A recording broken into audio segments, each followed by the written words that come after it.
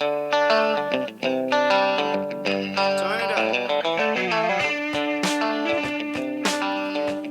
back to the Stockwell Eldritch Show. We left off with a quote from Donald Trump. I will lead off with another quote from Donald Trump. Oh, boy. You're fired. No, I'm just kidding.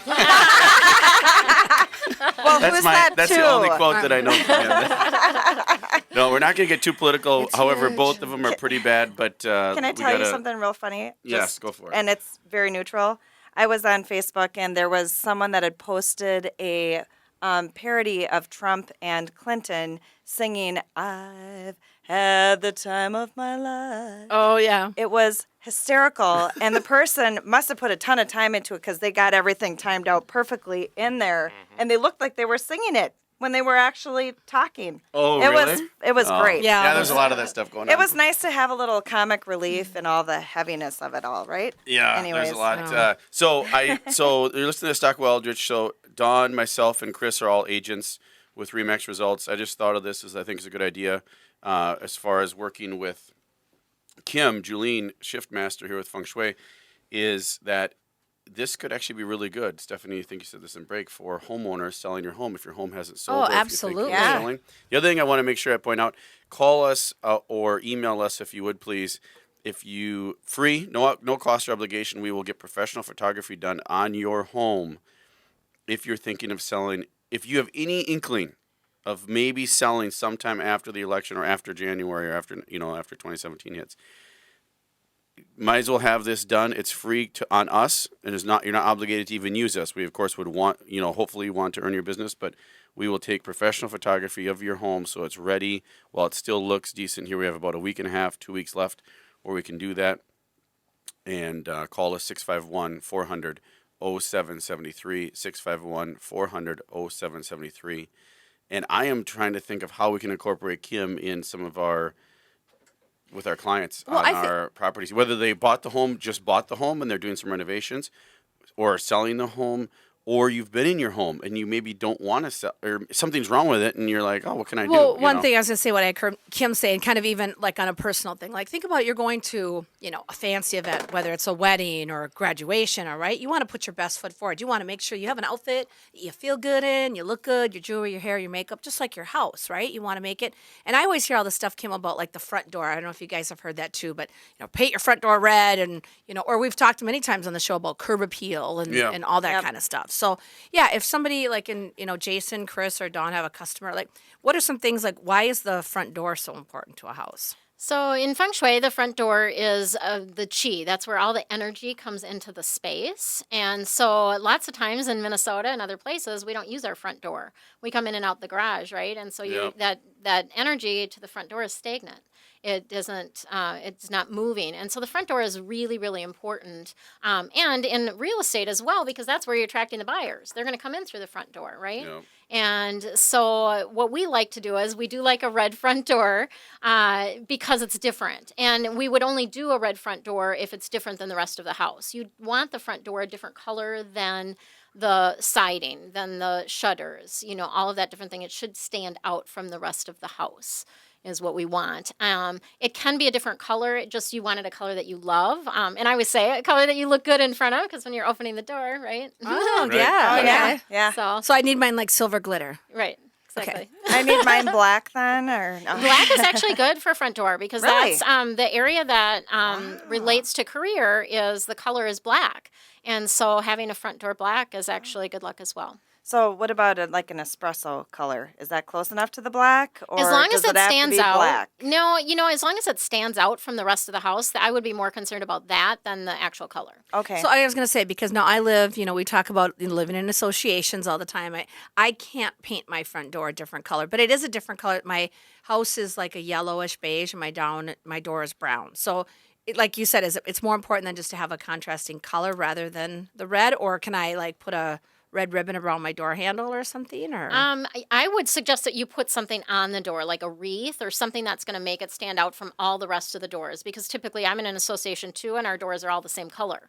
You drive down the street and your house doesn't stand out. Or you put something in front, like a flag. It's so funny because in my neighborhood, there's like one house had a flag. Then this is kind of the next block over. Then the next one did it. Now 5 houses in a row there have flags, American flags, cool. right by their front. But it does attract the energy. I mean, you do notice that house more than the rest of the ones on the street because of that flag. What about like a pot of plants or Plants are good. Yeah. spruce tops in the winter? Yes, exactly. So- Make a gateway is what I like to say. So putting a One on plant both on either sides? side. Okay. Yeah, exactly. So All right. making a gateway, and you can do that summer or winter. And anything with movement is good because that attracts the energy. So wind chime, flag, windsock, that type of thing will help attract the energy. So when you're saying like Jason, that's a good point too, as we talked about that, I think last week when you were gone about the pictures, what are some other things? I mean, obviously getting pictures, of your home now, what still looks pretty out and all that kind of stuff. But what are some other things that people like, if they're thinking about selling their home, what are some simple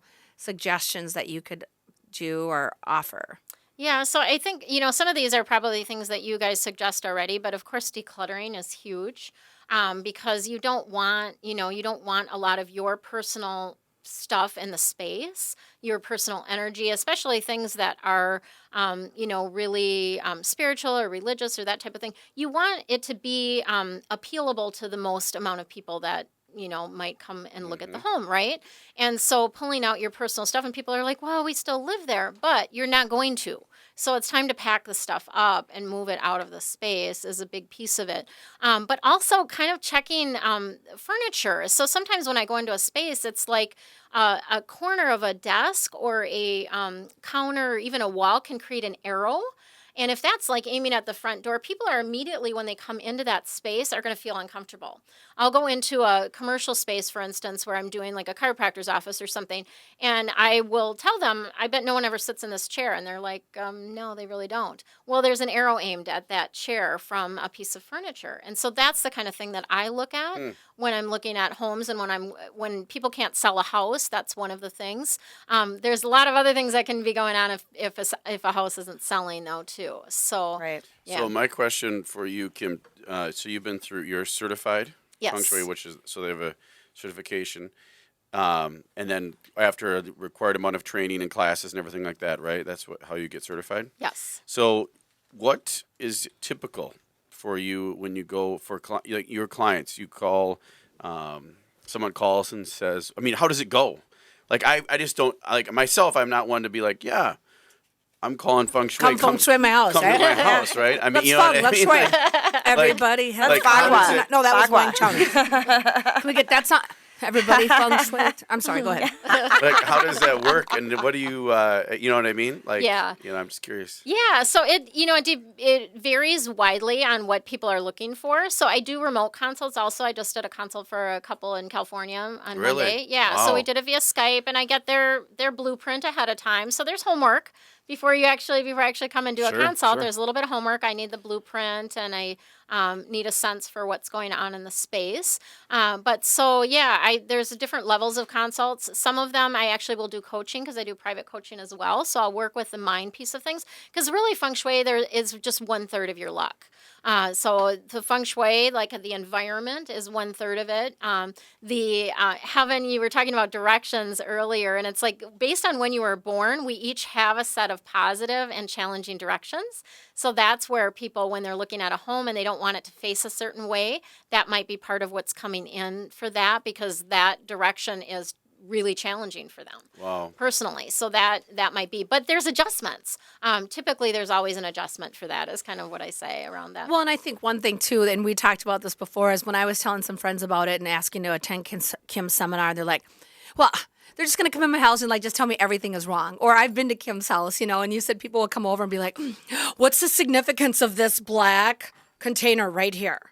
Like nothing. Right. I just Nothing. like that black container and it works for that space. Like Yes. not every single piece of your thing is Feng Shui, right? I mean, Yeah, it's like you exactly. talk about the whole space. So if you're going to sell your home or you invite Kim in for a consultation, she's not going to come in and like do a complete overhaul, right? I mean, Right. you're not insulting to them. Like if they have something, a picture of a family member, okay, great. It just might be let's put that picture of the family member in a different location of the house. Right. Yeah. Right. Yeah, and that's the thing people get confused about too, is they think you're going to move all their stuff around.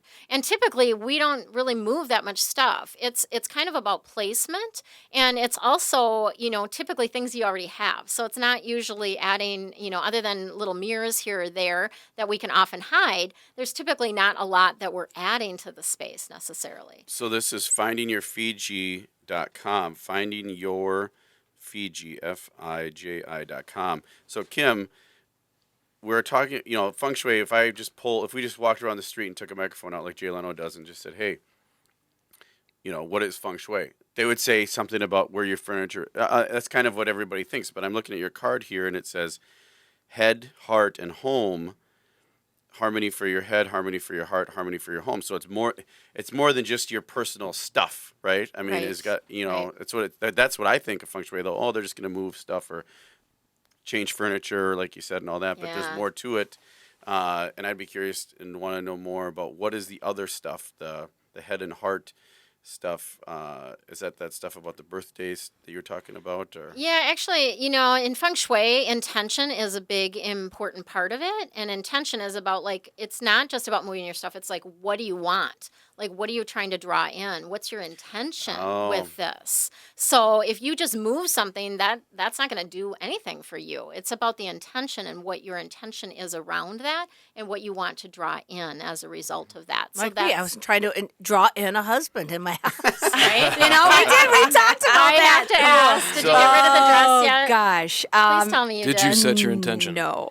I'm working on it. I'm going to keep, every time I see you, I'm going to ask what you should do is put a I had a nice- wedding dress. I never got married. I got stood up at the altar. I've had my wedding dress in my house for 10 years, but I did move it to the garage. So Put a six-pack of out. beer outside your door. Give it to paint the the Cinderella door Foundation. purple like Vikings, and then put some a horns crock out there pot- and that- Put a crock okay. pot with some food out there. I think you'll be great. pot of food, right? And a purple door. Okay, great. Well, maybe Kim can help me out with that one more in the next segment. Thank you. Stephanie Havel from Wells Fargo. We'll be back with more.